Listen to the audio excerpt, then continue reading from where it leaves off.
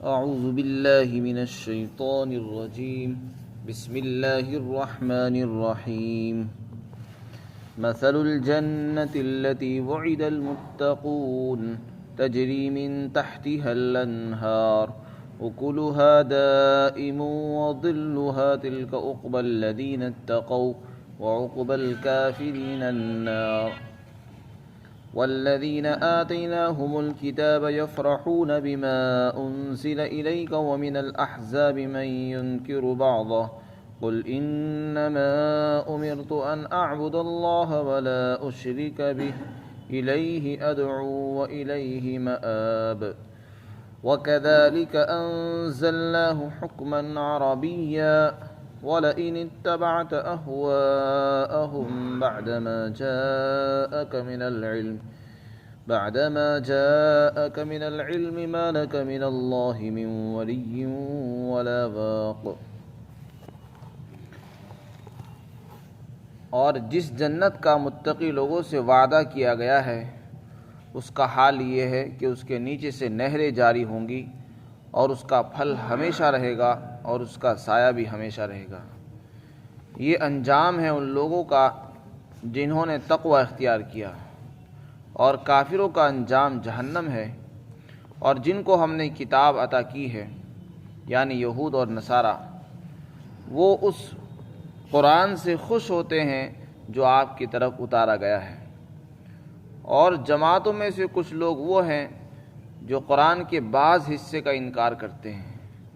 آپ کہہ دیجئے مجھے اس بات کا حکم دیا گیا ہے کہ میں صرف اللہ کی عبادت کروں اور اس کے ساتھ کسی کو شریک نہ کروں، اور میں اسی کی دعوت دیتا ہوں اور اسی کی طرف میرا رجوع ہے یعنی لوٹنا ہے.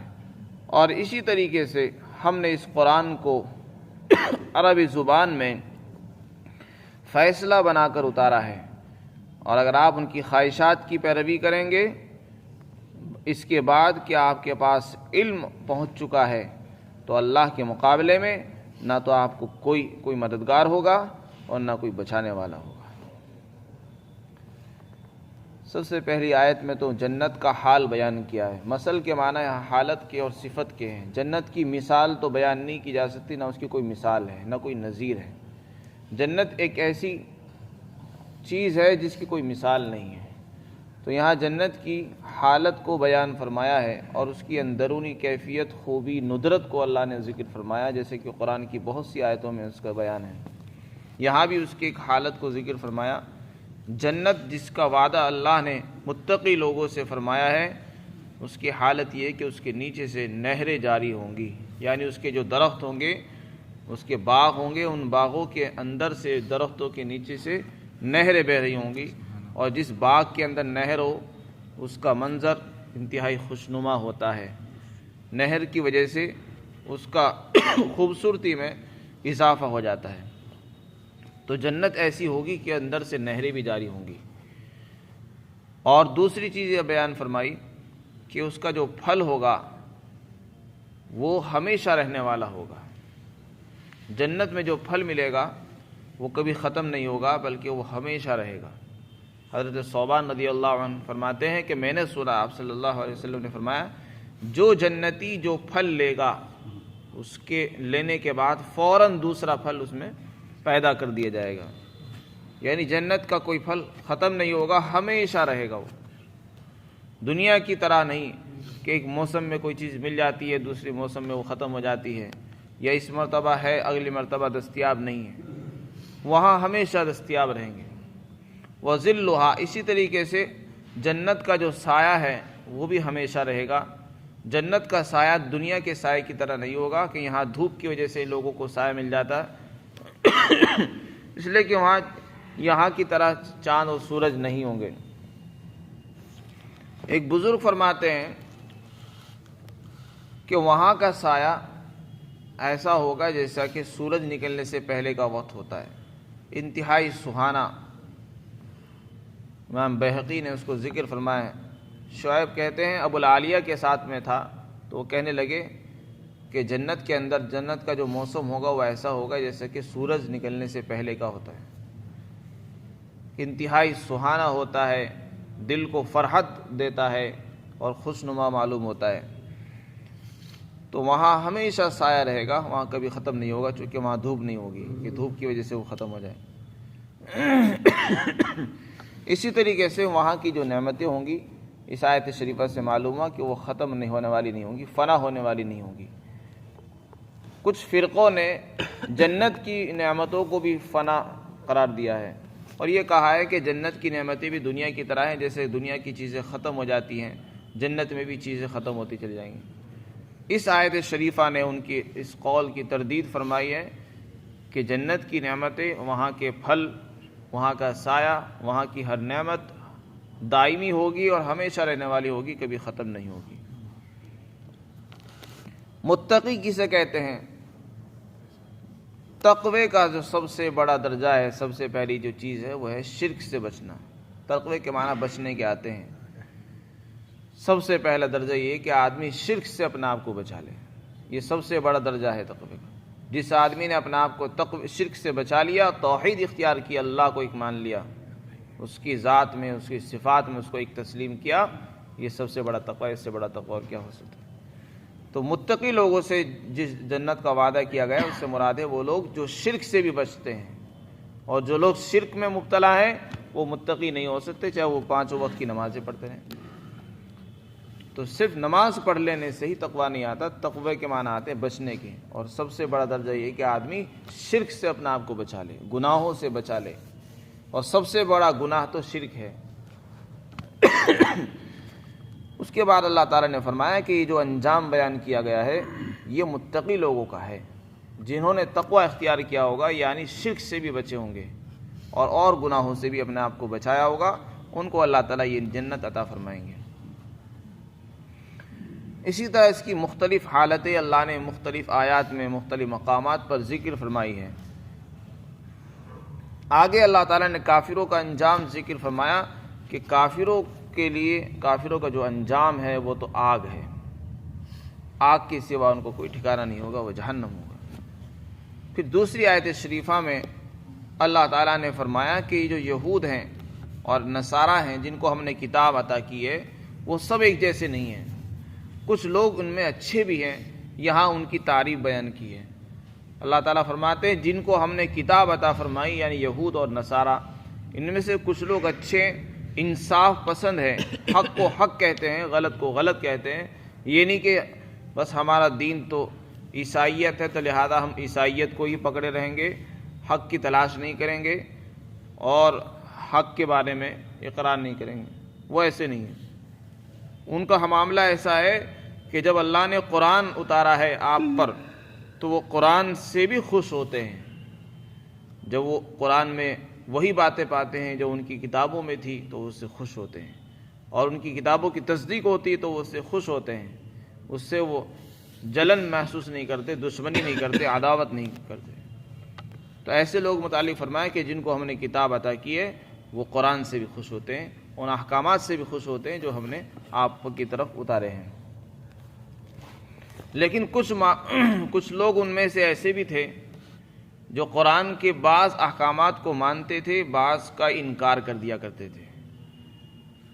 بعض کا مطلب کیا ہے؟ بعض کا مطلب یہ ہے قرآن کا جو حکم ان کی خواہشات کے مطابق ہوتا اس کو مان لیتے، اور جو ان کی خواہشات سے ٹکراتا تھا اس کا انکار کر دیا کرتے تھے۔ تو اگر کوئی آدمی ایسا کرتا ہے، قرآن کے بعض حکم کو مانتا ہے، کسی ایک حکم کا بھی انکار کر دیتا ہے، تو وہ ایمان والا نہیں کہلائے گا، وہ مسلمان نہیں رہ سکتا۔ قرآن کے ہر حکم کو ماننا ہر مسلمان کے لیے بھی ضروری ہے۔ کوئی آدمی اپنا آپ کو مسلمان کہے، اسلام کا دعویٰ کرے، اور بعض احکام جو اس کی مرضی کے مطابق ہوں اس کو تو اختیار کرے، اور دوسری چیزوں کی طرف سے تساہل برتتا ہو اور انکار کر دے، وہ مسلمان نہیں ہو سکتا، اس کا ایمان مکمل نہیں ہے۔ تو ان میں سے کچھ لوگ ایسے تھے، تورات میں، انجیل میں اللہ نے جو حکم اتارا، قرآن میں اس کے خلاف حکم آ چکا اور وہ حکم منسوخ کر دیا گیا، تو وہ ان چیزوں کو برداشت نہیں کرتے تھے اور انکار کر دیا کرتے تھے۔ آگے اللہ تعالیٰ نے فرمایا کہ دیکھو تم نے جو طریقہ اختیار کیا وہ میں نہیں کر سکتا ہوں، مجھے تو صرف اتنا حکم ہے کہ میں توحید کو قائم رکھوں، توحید پر قائم رہوں، اسی کو اختیار کرتا رہوں، شرک سے اپنا آپ کو بچا لوں۔ اللہ کے نبی صلی اللہ علیہ وسلم سے اعلان کروایا گیا کہ آپ ان سے یہ کہو کہ تم جو مجھ سے چاہتے ہو کروانا میں وہ نہیں کر سکتا، میں تو صرف توحید پر ہی قائم رہوں گا، اللہ کی ہی عبادت کرتا رہوں گا، اس کے ساتھ کسی کو شریک نہیں کر سکتا۔ اور میں شرک کیوں کروں جبکہ مجھے اسی کے پاس لوٹ کر بھی جانا ہے، وہی مجھے بدلہ بھی دے گا، وہی انعام بھی دینے والا ہے، پھر میں تمہاری بات کیوں مانوں؟ کوئی تو وجہ ہو جس کی بنیاد پر میں تمہاری بات کو تسلیم کروں۔ جب مجھے لوٹ کر وہیں جانا ہے، انعام بھی اسی سے ملنا ہے، اور جو کچھ میں محنت کر رہا ہوں اس پر بدلہ بھی وہی دینے والا ہے، تو پھر میں کسی کی بات کیوں تسلیم کروں؟ تو اس لیے فرمایا کہ میں تو اسی کی دعوت دیتا ہوں اور اسی کی طرف مجھے لوٹنا ہے۔ اگر ہر انسان یہ سوچ لے کہ مجھے اللہ کے پاس لوٹ کر جانا ہے تو پھر اس کے لیے شریعت پر چلنا آسان ہو جاتا ہے، اس کے لیے حق بات کو کہنا آسان ہو جائے گا اور غلط کو غلط کہنا اس کے لیے آسان ہو جاتا ہے۔ جس آدمی کو آخرت کا یقین اور استحضار ہو جائے کہ مجھے تو اللہ کے پاس جانا ہے، انعام تو مجھے اسی سے ملنا ہے، نیکیوں کا بدلہ مجھے وہی دے گا، جنت تو وہی دے گا، تو پھر میں کسی کی بات مان کر کسی کو خوش کرنے کے لیے اعمال کیوں کروں؟ آگے اللہ تعالیٰ نے ان لوگوں کا جواب دیا ہے جو اہل کتاب قرآن کے احکام کو اپنی کتابوں کے احکام کے خلاف سمجھتے تھے۔ مثلا کیا ہوتا تھا، اللہ نے شریعتیں مختلف بنائی ہے، اصول تو تمام شریعتوں کے ایک ہی رہے ہیں۔ مثلا اللہ کو ایک ماننا یہ ایک اصول ہے، تمام شریعتوں میں ایک ہی اللہ کو کی دعوت دی گئی تھی۔ شرک حرام ہے، ناجائز ہے، اس کی تعلیم ہر شریعت میں تھی۔ البتہ جو فروعی چھوٹے چھوٹے احکامات ہیں، مثلا نماز کا طریقہ، نماز کی رکعتوں کی تعداد، روزے کے رکھنے کی تعداد، اس کا طریقہ، یہ بدلتے رہے ہیں ہر شریعت میں۔ کسی شریعت میں صوم داؤدی تھا، ایک دن روزہ رکھنا ہے، دوسرے دن افطار کرنا ہے، ایک دن روزہ رکھنا، دوسرے دن افطار۔ ہمارے یہاں پورے مہینے کے روزے رکھنے ہوتے ہیں۔ حضرت نوح علیہ السلام کی شریعت میں صوم الدہر یعنی مسلسل روزے رکھنے ہوتے تھے۔ تو روزے تو تھے تمام شریعتوں میں، لیکن طریقے الگ الگ تھے، تو اسی کو کہتے ہیں شریعت۔ تو ہر شریعت میں جزئی اختلاف رہا ہے۔ تو اگر کسی شریعت میں حکم کوئی اور کچھ تھا اور یہاں آ کر وہ بدل گیا، اس میں تبدیلی پیدا کر دی گئی، تو وہ لوگ جو ہے اس کو مانتے نہیں تھے اور اس کو قرآن اس کو خلاف سمجھتے تھے تورات اور انجیل کے۔ جبکہ اللہ تعالیٰ جس نے یہ احکامات نازل فرمائے ہیں وہ لوگوں کے مزاج، زمانوں کے حالات کے اعتبار سے احکامات اتارتا ہے۔ جیسے لوگ ہوتے ہیں، جیسے مزاج کے لوگ ہوتے ہیں، جیسی استعداد لوگوں میں ہوتی، ایسے احکامات ان کو نازل فرماتے ہیں۔ پہلے اللہ نے سخت احکامات عطا فرمائے تھے۔ موسیٰ علیہ السلام کی شریعت میں انتہائی سخت احکامات تھے۔ اللہ نے اس امت کو جو احکام دیے ہیں وہ انتہائی معتدل ہیں، درمیانی ہیں، نہ انتہائی سخت ہیں نہ انتہائی ہلکے، بہت معتدل ہے۔ یہ پوری شریعت ہی اعتدال پر ہے، درمیانی راستے پر ہے، متوسط ہے، امت وسطہ اس کو اللہ نے بیان فرمایا ہے قرآن کریم میں، امتاً وسطا، ہم نے اس کو معتدل امت بنایا ہے۔ اس کے احکامات بھی معتدل ہیں، اعتدال پر مبنی ہیں۔ تو اگر کوئی حکم ان کی شریعت کے خلاف اس میں بدل دیا جاتا تو وہ اس کو مانتے نہیں تھے۔ یہاں پر اس کی وضاحت فرما دی کہ ہم نے یہ قرآن جو اتارا ہے یہ عربی زبان میں ہے اور یہی فیصلہ کن کتاب ہے، یہی فیصلہ کرنے والی ہے، معاملات کا بھی، عبادات کا بھی، معاشرت کا بھی، ہر چیز کا۔ اور یہ کوئی اختلاف، مخالفت کا اختلاف، یہ جو زبانوں کا اختلاف ہے، احکامات کا بدلنا ہے، یہ مخالفت کی کوئی چیز نہیں، کوئی معنی نہیں رکھتی، اس لیے کہ پہلی کتابیں مختلف زبانوں میں رہی ہے، یہ کتاب قرآن کریم عربی میں آ چکا ہے۔ تو اگر زبان بدل رہی ہے، زبان کے بدلنے سے اختلاف نہیں کیا جا سکتا۔ اگر کوئی حکم پہلی شریعت میں کچھ تھا، اس شریعت میں اس کو بدل دیا گیا ہے ان لوگوں کے احوال کے اعتبار سے، اور اس کو بدلا جا رہا ہے، تو یہ اعتراض اس کی بنیاد پر نہیں کرنا چاہیے اور نہ مخالفت کرنی چاہیے کسی کو۔ وہ تو حکیم احکم الحاکمین ہے، ہر ایک کی حکمتوں کو وہ جانتا ہے، اس لیے وہ لوگوں کے مزاج کے مطابق فیصلے فرماتا ہے۔ اگر وہ کوئی فیصلہ ہمیں دے رہا ہے تو ہمیں اس کو تسلیم کرنا چاہیے، نہ کہ اعتراض کرنا چاہیے کہ پہلی شریعت میں تو یہ حکم اس طرح تھا، اس شریعت میں اس طرح کیوں ہو گیا ہے۔ تو کسی کو یہ اعتراض کرنے کا حق نہیں کہ ایسا کیوں ہوا ہے۔ تو اللہ نے فرمایا کہ اس کو تو ہم نے قرآن کو عربی میں اتارا ہے اور پچھلی کتابیں دوسری زبانوں میں رہی ہیں، تو اسی کو لے کر کوئی اعتراض کرنے لگے کہ یہ دوسری زبان میں کیوں نہیں آئی، جس زبان میں تورات تھی اسی زبان میں یہ بھی آنا چاہیے تھا۔ تو یہ تو بیکار کی باتیں ہیں۔ آگے آپ صلی اللہ علیہ وسلم کو بظاہر خطاب ہے اور مقصد ہے امت کو، ایمان والوں کو سنانا، اور یہ فرمایا کہ آپ کے پاس علم آنے کے بعد بھی اگر آپ نے ان کی بات مان لی، ان کی خواہشات کی پیروی کی جیسے وہ چاہتے ہیں، تو پھر اللہ کے مقابلے میں نہ تمہارا کوئی مدد کرنے والا ہوگا نہ کوئی بچانے والا ہوگا۔ ویسے تو نبی سے یہ بات ممکن نہیں ہے کہ نبی اللہ کا حکم چھوڑ کر کسی اور کی بات مان لیں، لیکن نبی کے ذریعے سنایا جا رہا ہے امت کو کہ جب نبی کو بھی بخشا نہیں جائے گا اور ان کی بھی پکڑ ہو سکتی ہے اس معاملے میں، تو پھر ہما شما کا کیا حال ہوگا۔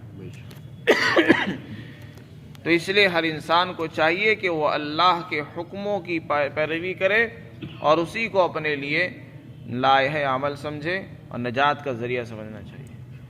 کوئی کچھ بھی کہے، جب ہمارے پاس شریعت موجود ہے، علم آ چکا ہے، اب کسی اور کی بات ماننے کا کوئی اختیار باقی نہیں رہتا، نہ کوئی موقع رہ جاتا ہے۔ مسلمان ہو کر ہم کسی اور شریعت پر چلیں، غیروں کے طریقوں اختیار کریں، یہ ایسا ہی ہوا جیسا کہ ہمارے پاس سب کچھ ہو اور دوسرے سے ہم بھیک مانگتے رہیں۔ یہ سراسر ناشکری، ناقدری ہے اپنی شریعت کی، اپنے دین کی۔ اللہ نے جو ہمیں دین عطا فرمایا ہے وہ انتہائی جامع، مکمل ہے، اور ایک زندگی گزارنے کا نظام ہے اللہ نے جو ہمیں عطا فرمایا۔ اس کے ہوتے ہوئے ہم غیروں سے نظام لے رہے ہیں، غیروں سے طریقے سے اختیار کر رہے ہیں، رہنے کے طریقے، پہننے کے طریقے ہم دوسروں سے لیتے ہیں، کھانے کے طریقے کہیں اور سے لا رہے ہیں ہم، حالانکہ ہمارے پاس سب کچھ اپنا موجود تھا۔ تو یہ سراسر اپنے دین کی ناقدری ہے۔ جب ہمارے پاس سب کچھ دین موجود ہے، نظام بھی موجود ہے، انتظام بھی ہے، حکومت بھی ہے، شریعت بھی ہے، تو پھر ہمیں اپنے اعتبار سے چلنا چاہیے اور اسی کو اختیار کرنا چاہیے۔ اللہ تعالی ہم سب کو عملی توفیق عطا فرمائے۔